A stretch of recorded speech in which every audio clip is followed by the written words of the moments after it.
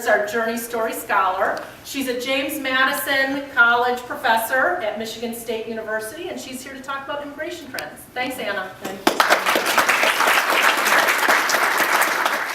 Immigration issues, and I'll be sort of moving backwards and forwards between the history and the contemporary issues. And I'm very happy to answer at the end of my talk any questions about either the historical issues or the kind of contemporary issues that are happening in immigration policy. Because as you may know, just last week actually, the Republican Party issued a statement of principles on immigration reform that mesh fairly closely with the bill that's actually sort of currently in the US Congress. I don't think that that means necessarily that there will be immigration reform, especially since it is an election year, but nonetheless, it's definitely in the news, and it is a contemporary issue that a lot of people care about, and that has a lot of impact on the United States, but also on Michigan. So let me start out by looking at this trend over time. And what I'd like to think about here is how we can see, a lot of people think today that we live in a time of massive immigration. And certainly the United States is one of the largest immigrant receiving nations in the world. We have about 40 million of our population are born outside of the United States. But what we can see here when we look at it is that although in the last census we do have the largest overall number of immigrants that we've ever had, as a percentage of our population, it is not yet at the peak levels that it was at the turn of the last century. And so what you can see is, starting in the 1850s, which is when we have the first records, the US Census obviously goes back to 1790, but they started recording the foreign-born population in 1850.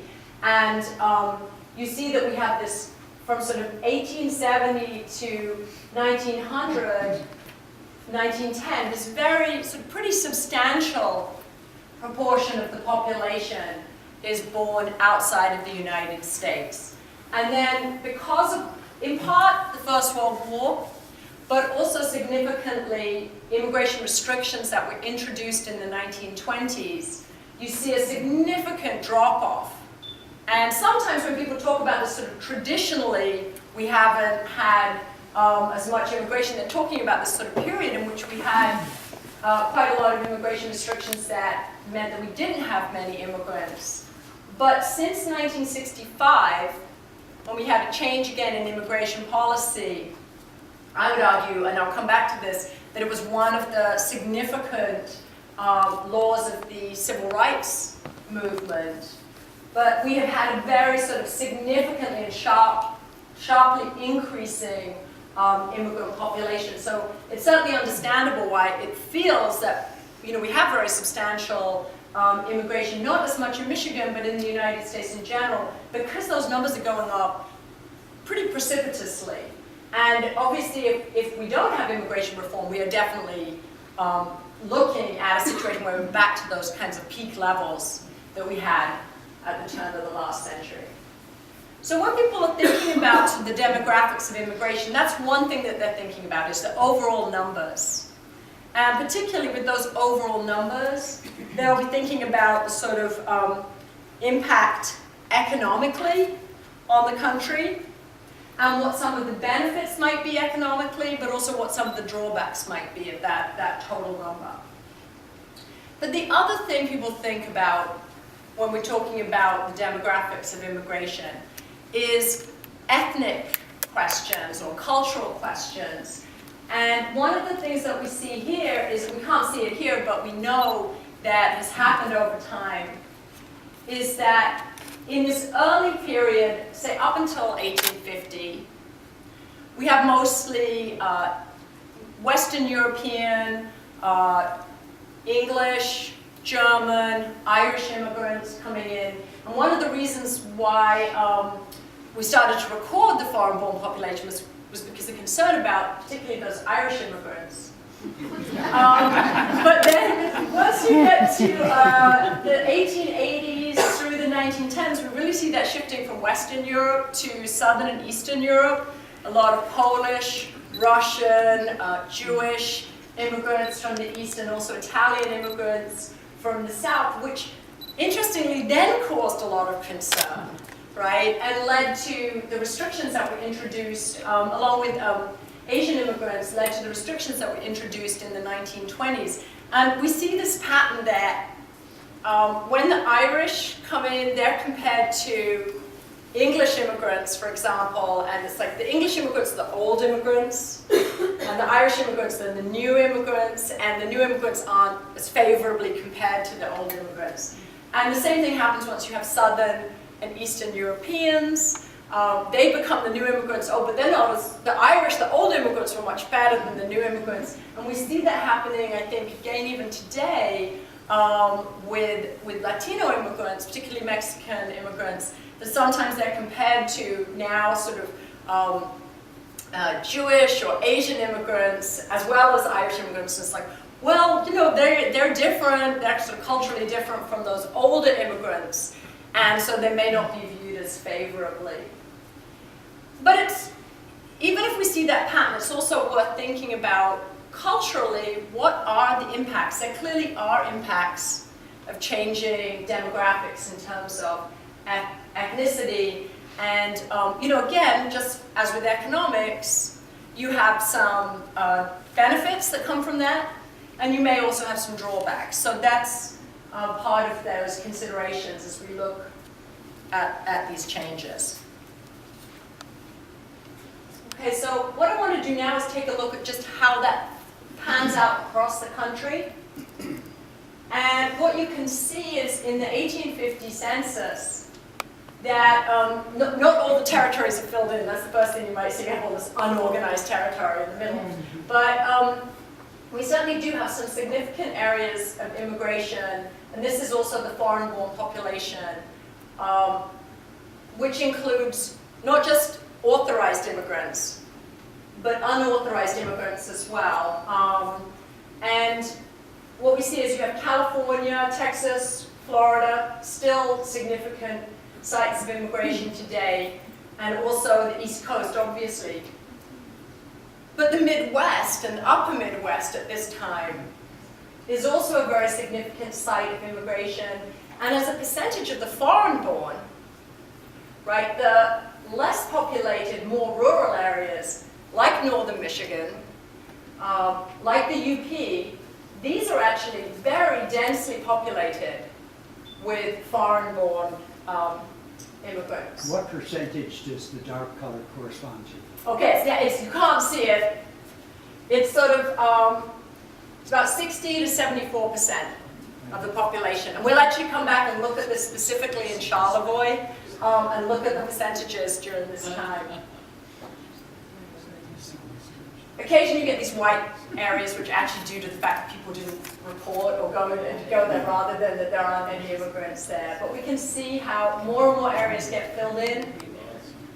But Michigan remains a sort of significant site of immigration through this time period.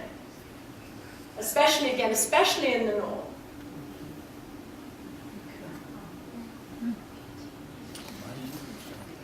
And then what we see is gradually that's going to shift a little bit, and it's particularly going to shift once we hit, as these areas become more populated, I think you do get the percentage of immigrants dips down a little bit in many areas.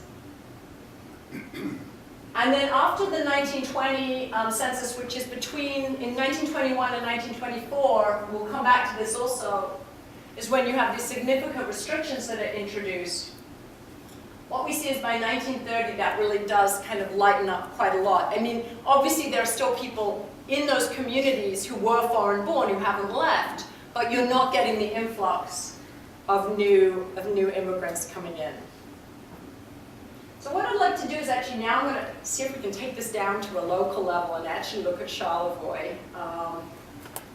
And this is an awesome resource, the Immigration Explorer from the New York Times.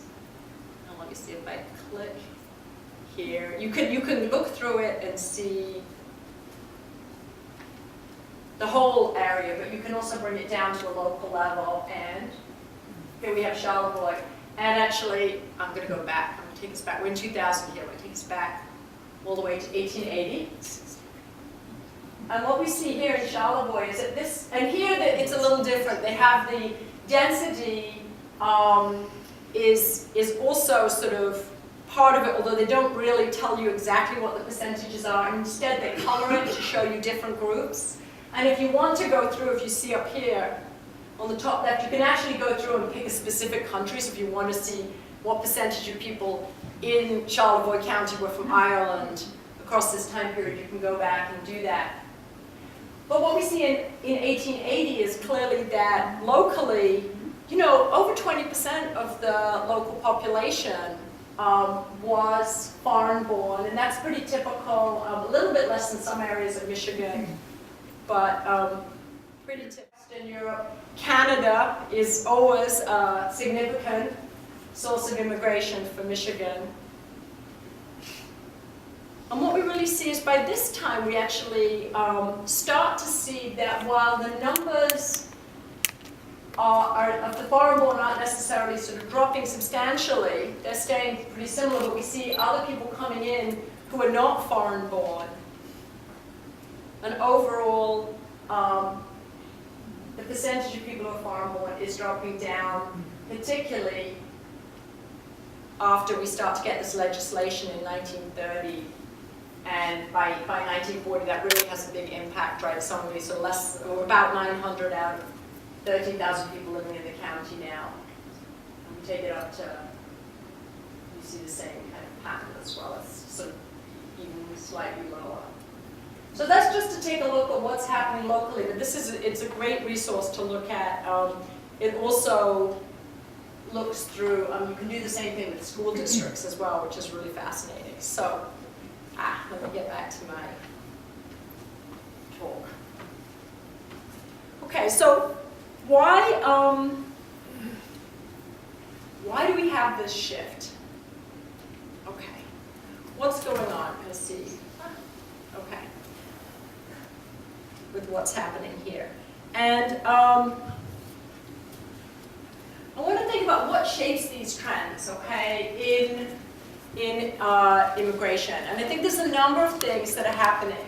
One is economic, right? We know that economic push and pull factors make a significant impact on where people come from, if a country is relatively poorer than the United States, and also if the US economy is doing well, you're going to see more immigrants come into the US. During the 1930s, we saw a drop-off, which was significantly to do with policies, but also to do with the the Great Depression at the time. But even during the most recent recession, we actually saw quite a drop-off in terms of the number of unauthorized immigrants coming to the United States because there weren't jobs for them. The other issue that we see is, to some extent, is also what we traditionally think of with sort of classic models of immigration is political freedoms. People coming to seek security and freedom. And that's actually interesting because in Michigan, we are the third highest receiving state for refugees in the country. Only California and Texas have more immigrants, more refugees than Michigan. And obviously they're much larger states. So as a percentage of our population, we actually have the most refugees of any state in the country. And that's partly because it is less expensive to live here, and because we have established communities of refugees, particularly in the Lansing and Detroit areas, but throughout the state. Cultural issues are very significant as well. So the fact that there are already existing communities that people can come and join. Sometimes families in the process of chain migration are very important.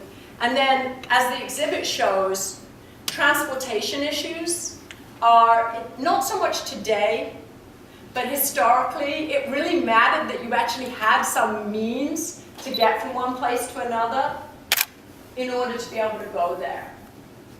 But the point that I would like to also suggest here is that immigration policies have had a major impact on those trends. So and what we see during this sort of early time period that we were looking at when we were sort of tracing the changing patterns across the US and in Michigan is that prior to the 1870s, most Americans thought of, they didn't have any immigration restrictions, okay? They might have had concerns about immigrants, like sort of Catholic, as I mentioned already, Catholic, Irish immigrants coming in. But there were no restrictions on immigrants coming into the United States until 1875. So there was no such thing as unauthorized immigration at that time, because there literally wasn't a way that you could come into the United States legally. Because the effort was to draw people in economically, there was a lot of demand for labor, and while people may have had some sort of cultural concerns, they didn't really have too many concerns about the economic impacts of immigration.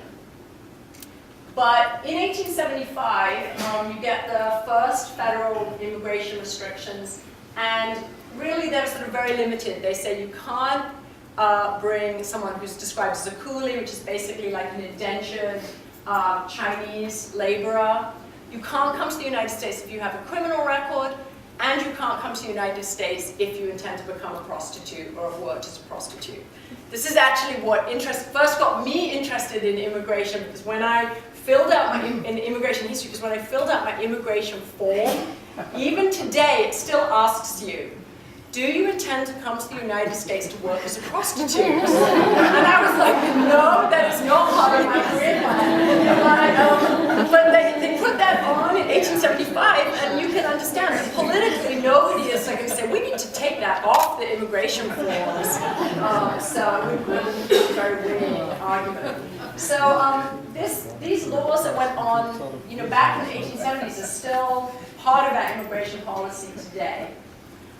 We also see, at this time, we have these very selective restrictions that affect all immigrants, but you have a very broad restrictions on Asian immigrants. And that starts in 1882, as people may be familiar with the Chinese Exclusion Act, which is the first of many Chinese exclusion acts that go on until 1943. And then it gets extended once the people are concerned about Asians coming to the United States, both for economic reasons that they compete with white laborers and push down the cost of wages, right? Sounds familiar from some of the debates we have today, but also because the concern that they would not be really assimilable to US culture because they're from a very different culture. These are the arguments that were made at the time. And once the sort of restrictionists had won the fight to exclude almost all Chinese people except for sort of very few like diplomats, merchants, and students, they then expanded their focus and excluded Japanese through this gentleman's agreement, and then went on to exclude Asian Indians and basically this broad swath of Asians from the sort of Arabian Peninsula through Malaysia in 1917, and then all Asian immigrants in 1924. So during this time when you have selective restrictions on all immigrants, but broad exclusion of Asian immigrants. In 1891, what we see is really the first significant immigration restrictions on European immigrants.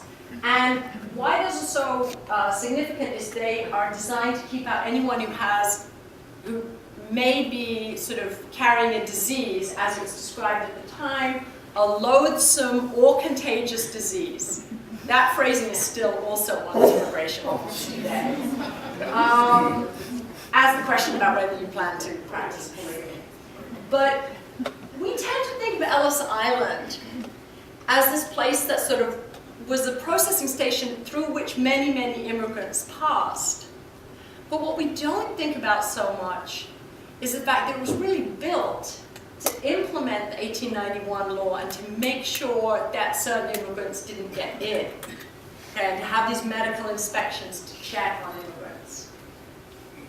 Much to the dismay of the restrictionists who were concerned about Southern and Eastern Europeans in particular coming into the United States, competing with native-born labor, potentially bringing sort of foreign cultures that they, again, thought were not sort of compatible with the United States. On average, about 1 to 3% of people who came through Ellis Island were actually prevented from coming into the country. So it was 97%, 98%, 99% of all the people who came through were able to immigrate, mostly because they didn't have any diseases and there wasn't anything wrong with them, they weren't criminals, and so they were able to come into the country. Concerned about that, the restrictionists then decided to introduce a literacy bill that would exclude adults who were illiterate in any language. You didn't have to be literate in English. You just had to be literate.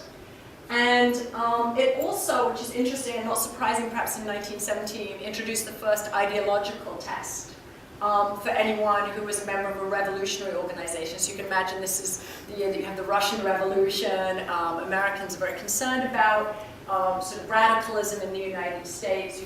So that was also the other sort of key thing that was introduced in 1917, along with this Asiatic barred zone that I mentioned before that spread across basically pretty much all of Asia.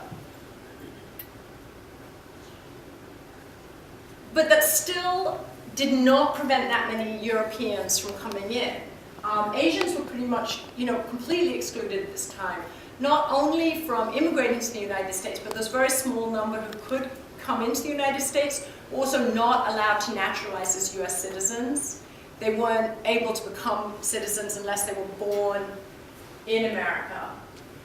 But so concerned about the fact that all of these inspections that were happening at Ellis Island and other immigration stations around the country weren't actually preventing people from Southern and Eastern Europe from coming into the country. There was a strong effort to introduce more sort of a really different kind of actually immigration law, which wasn't a selective restriction, but was what we would call a numerical or racial restriction. And many people have heard of these described as the quota laws as well. Basically what they decided was you would create a very low limit of immigration. So we sort of cut that substantially. We previously had as high as 5 million people coming in.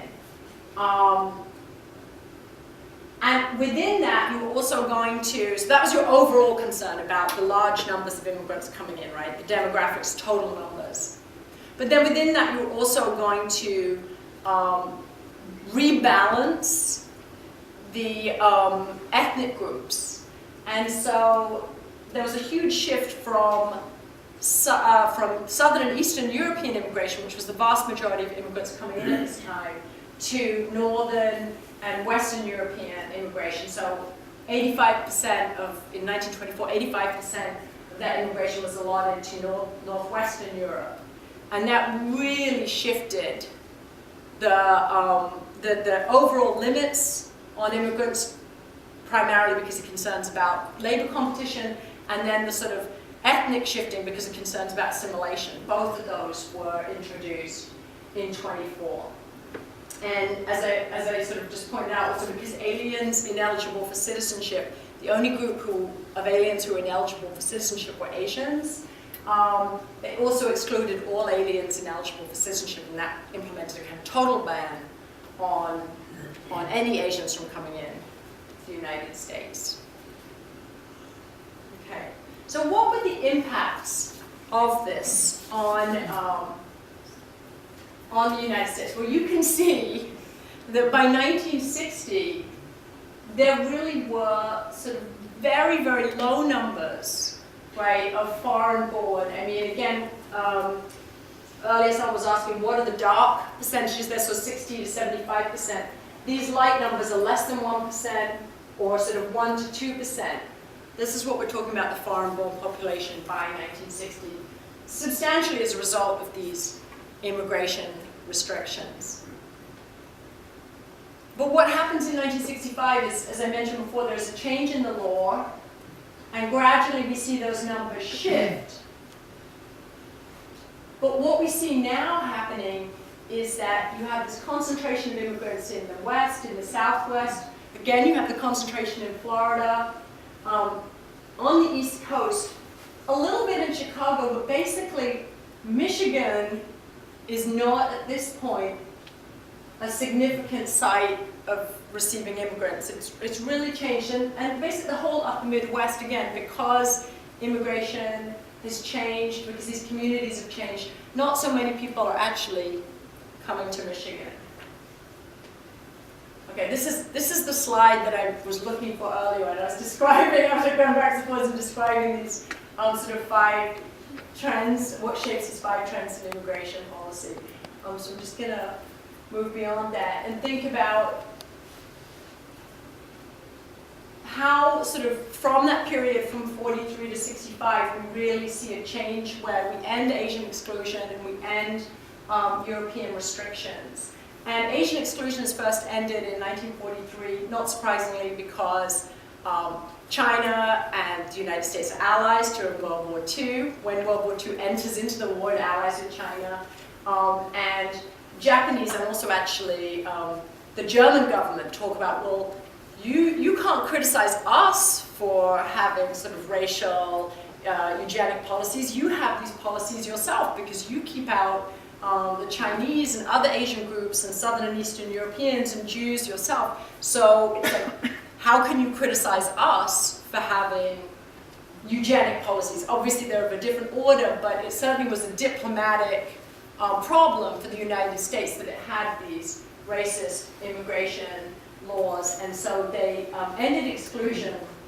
And then after the war, they also ended all of the racial bars to naturalization, so that Asians could become citizens starting in 1952.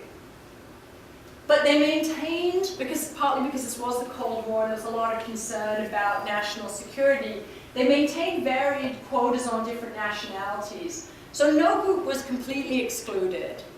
But for example, the quota, if you were from India, was 100. Okay, so only 100 immigrants could come in each year. But they said, we don't have any racial exclusions, but we do still have quotas. And a lot of people were very upset about that because this is a sort of really shifting concept of race in the post-war period. And by 1965, you have the Immigration and Nationality Act, which ended all quotas and all restrictions on immigration that were based on race and nationality. It kept those sort of selected things like you can't come in if you're a convict or if you're a prostitute or you plan to become a prostitute.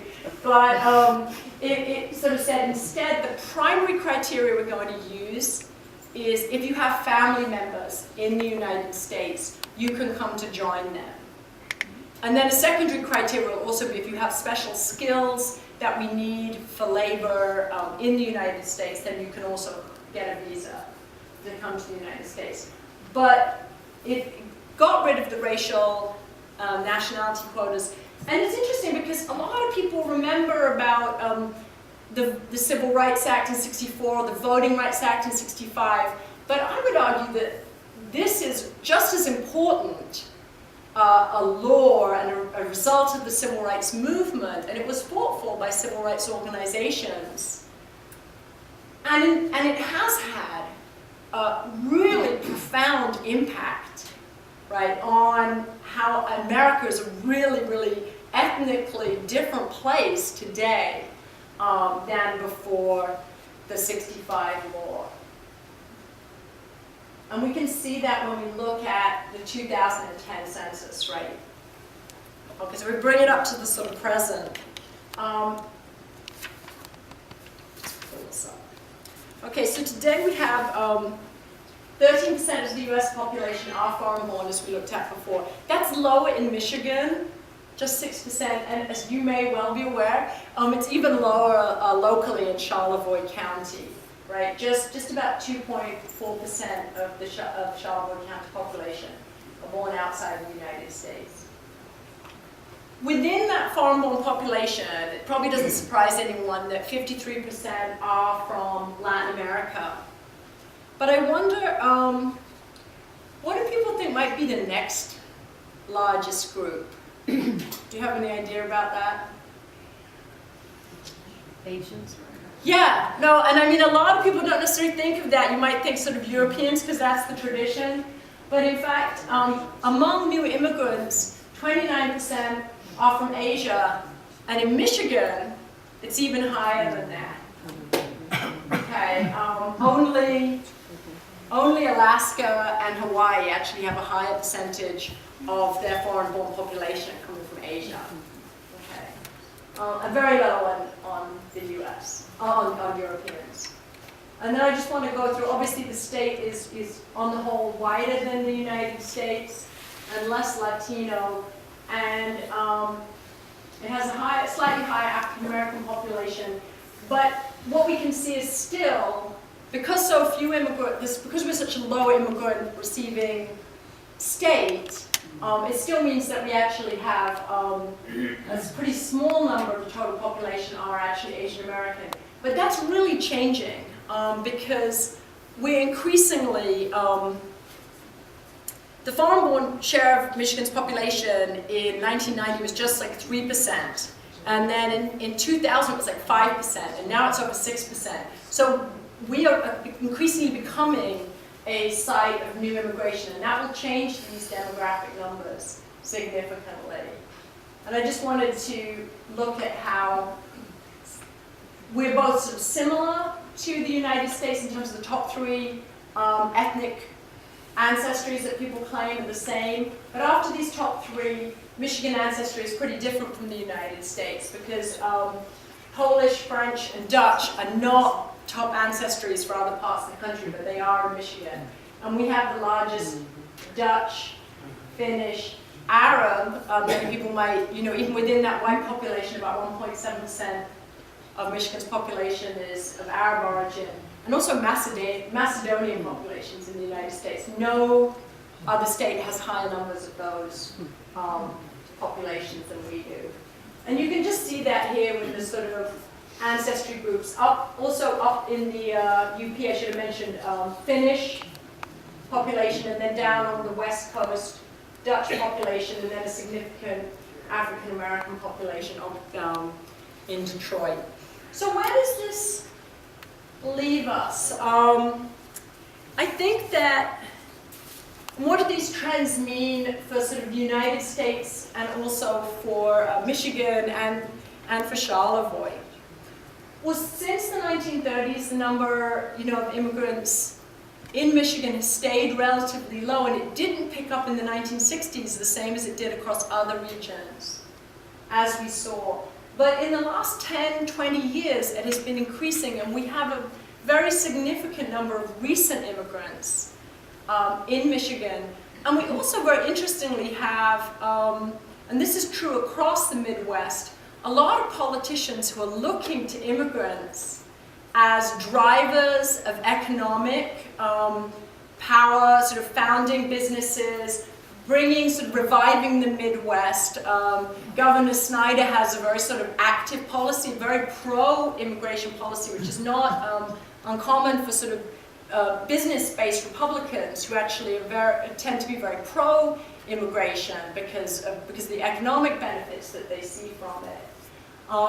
And I think that we are going to, if not in this year, because it is an election year, I do think that we will be seeing immigration reforms, and the reforms that have been proposed by both, currently the bill that's in the House, it's passed the Senate and hasn't passed the House, and then the new sort of principles for reform that were issued by the Republican Party last week.